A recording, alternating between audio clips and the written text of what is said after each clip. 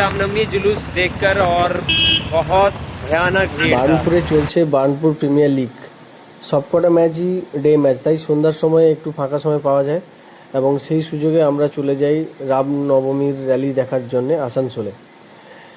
এত ভিড় দেখে আমরা সত্যিই বুঝতে পারছিলাম না কী করে ভেতরে ঢুকবো। আমরা বলতে হঠাৎ করেই আমাদের প্ল্যান হয়, আমি, করণদা আর অমিতদা, আমরা তিনজন মিলে যাই। আমরা যখন এখানে আসি আমরা ভাবতে পারিনি কখনোই যে এতটা ভিড় হবে, কিন্তু চলেই যখন এসেছি তখন ভেতরে তো একবার ঢুকতেই হবে। কোনোরকমভাবে ঠেলাপেলি করে ভেতরে যাই এবং এক এক করে সব দেবদেবীকে আমরা প্রণাম করি। এটা ছিল আমার জীবনের প্রথম অভিজ্ঞতা। এই ধরনের কোনো র্যালিতে আমি আজ পর্যন্ত দেখিও নি। আর ভেতরে আজকের এই ভিডিওটা শুধুই একটা র্যালির ভিডিও নয়, এটা একটা অনুভূতি, একটা আবেগ, একটা বিশ্বাসের প্রতিচ্ছবি। গিয়েছিলাম রামনবমীর শোভাযাত্রা দেখার জন্যে, কিন্তু সেখানে গিয়ে আমরা যা দেখলাম সেটা সত্যি ভাষায় বোঝানো কঠিন।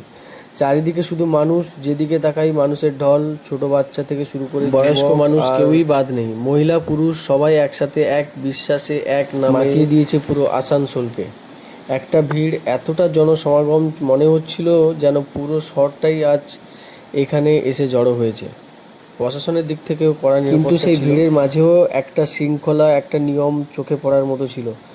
এই র্যালিটা শুধু একটা ধর্মীয় অনুষ্ঠান নয়, এটা ছিল একতার এক জীবন্ত উদাহরণ। সবাই একসাথে হাঁটছে, একসাথে স্লোগান দিচ্ছে, কারোর মধ্যে কোনো বিদ্বেষ নেই, শুধু ভক্তি আর উদ্দীপনা। ঢাকের শব্দ, গান, পতাকার রং সব মিলিয়ে এক আলাদাই পরিবেশ তৈরি হয়েছিল। মনে হচ্ছিল একটা মুহূর্ত দেখা নয়, মনে রেখে দেওয়ার মতো অনুভূতি।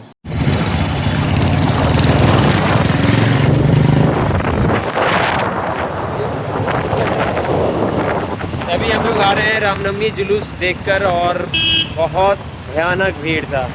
भयानक भीड़ मीन्स कि मैं तो पहली बार देख रहा था, करण गया, हालांकि इनका तो घर है तो ये हर साल देखते हैं, लेकिन गजबे का भीड़ था। और यही तो है, राम के नाम पर, भगवान के नाम पर ये जो मेला लगता है ना, ये हमारे सनातन धर्म की पहचान है। लोग को एकजुट करता है, हम सबको एकजुट करता है। बहुत एंजॉय किया था, बहुत बहुत अच्छा।